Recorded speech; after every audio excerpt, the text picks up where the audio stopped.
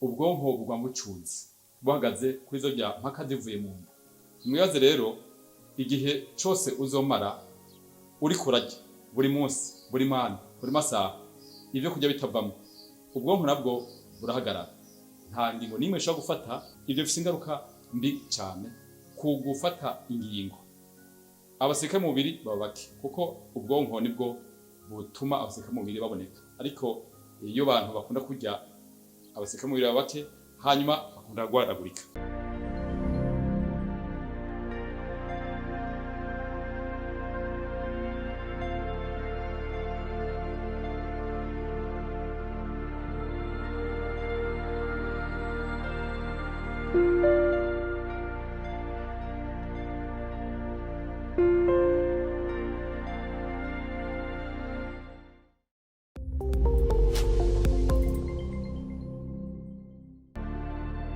Reka turamukanye amahoro y'Imana bari namwe.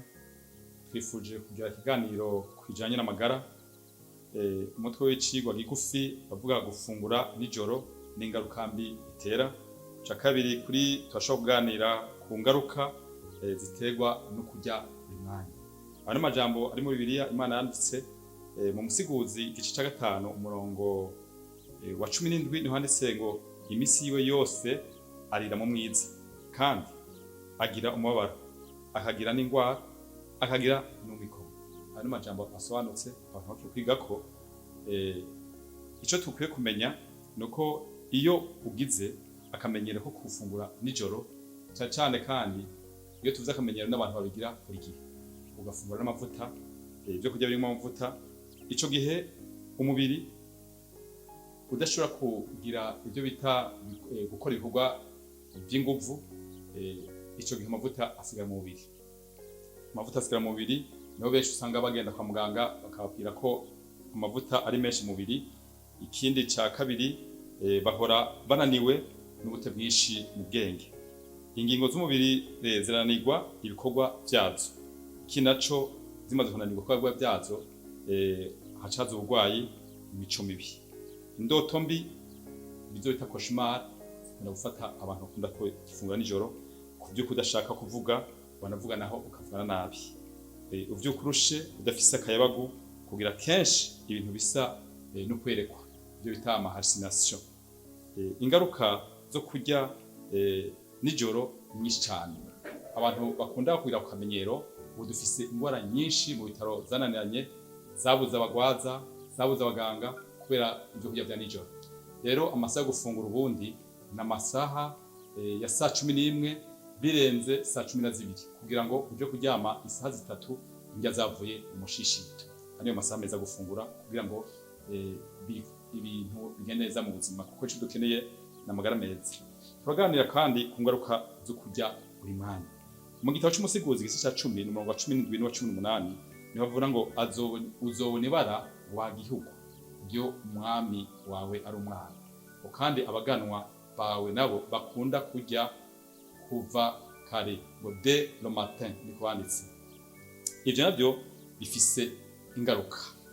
Igihugu gifise umwami niko bavuze.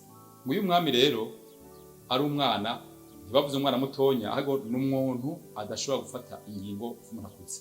Icya kabiri ngo gifise abaganwa.